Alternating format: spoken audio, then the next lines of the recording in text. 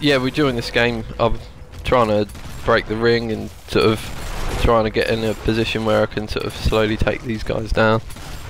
With King of the Hill on this level, it's quite easy to get a lot of breaks and sort of upset the enemies with what they're doing, because there's so many different passages, especially up here in the mansion. Like you can go from 4 different routes to the ring. So one thing about King of the Hill is it's really quite valuable for your team if you can lead enemies away from the ring. So if you can get 1 or 2 enemies to follow you, like I got 1 enemy to follow me there, but another day that might have been 2. That's 2 less people that are in the ring area, and it means that we're more likely to capture. If you notice that I waited until the ring area was clear before I went for the capture, and then my aim here was to try and protect the doorway, stop them getting in altogether, but failing that I had to fall back to a position where I could do damage and not get hurt. But because we're on this top area, and you'll see the enemies have started to go up the other stairway and I've not realised, and yeah, I didn't know what was going on at that point, and hence why I died. So they're starting to catch up. They're in a good position at the minute. I think, yeah, I'm heading for the next one here, which is at the top, which is a really difficult position to hold down. And these guys, for example, they didn't see us coming, even though they were right in the middle of the ring. So it's important not to stand in the ring here and to keep eyes on what's going on at all times.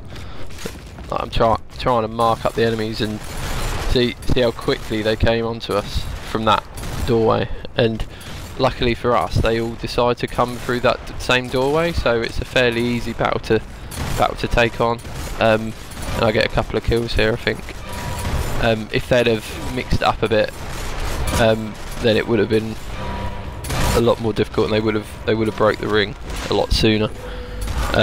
It was only on the next spawn where they were able to do some damage, but we'd already got a lot of points, and we nearly won it at that point, but we're still quite far away from winning in the end, and you'll see in a minute how close they get to winning from this position.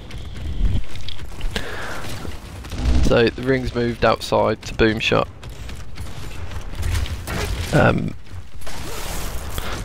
And yeah, it's like when the enemy's got boom like this, if you can force the issue with him, then he won't know what to do.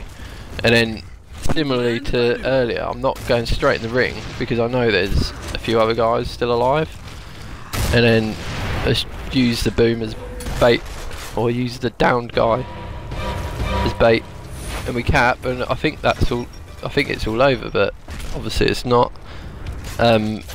And then there's this capture, which they managed to get, and I managed to break. I could have revived my dude here, but I think the break was more important, and I was surprised I didn't get that kill. But regardless, they're still in a good position here. And yeah, luckily it moves to the next again, which is at the grenades. Now it's anyone's game basically. So I'm not going straight to the ring like everyone else in the game is. I'm lancering from a distance, supporting my teammates, trying to get a bit of damage done. And then as soon as I'm in a more comfortable position where there's just 2 of them left that are damaged, I then go in and we win the match. And yeah, it just sort of shows some of the things you can do to get a better control of the game of King of the Hill, because it is quite chaotic at times. And yeah, I hope you enjoyed, and stay tuned for more.